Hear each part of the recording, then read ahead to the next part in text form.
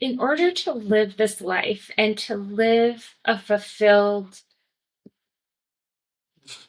meaningful, rich, healthy life,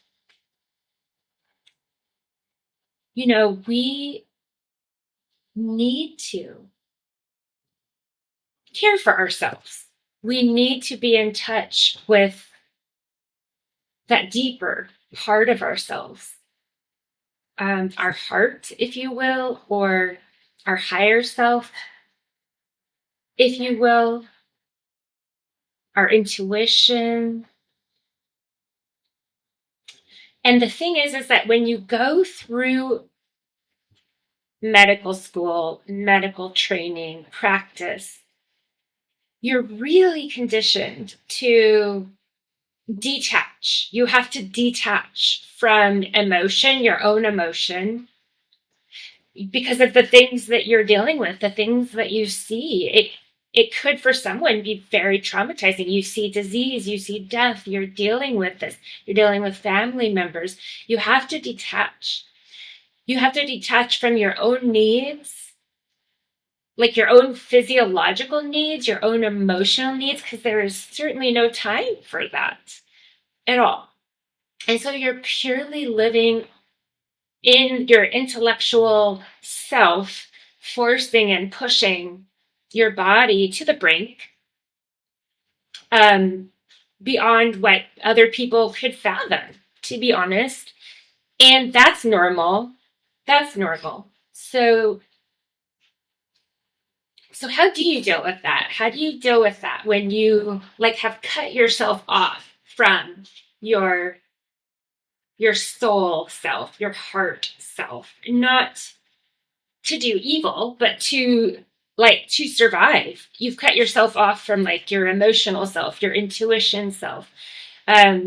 You certainly don't listen to your body because your body has needs and you don't have time for that. You're dealing with everyone else's needs.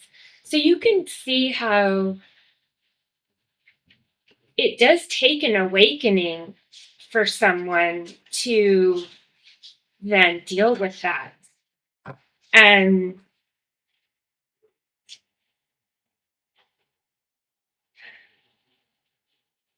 it takes really a paradigm shift within someone's mind. So potentially people can have a paradigm shift and stay within medicine and keep practicing.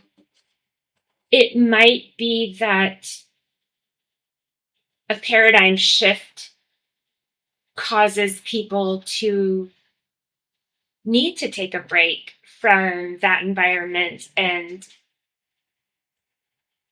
start to see themselves in a different way. I think, for me as a coach, because of what I've been through, was truly forced to rebuild myself from the ground up.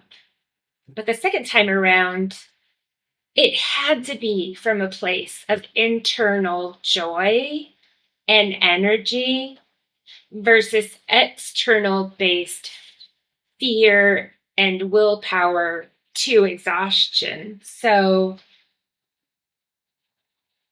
I come in and just raise the question of a paradigm shift, a perspective change, and I think that's the start of it, honestly. And then it's a deep journey and conversation.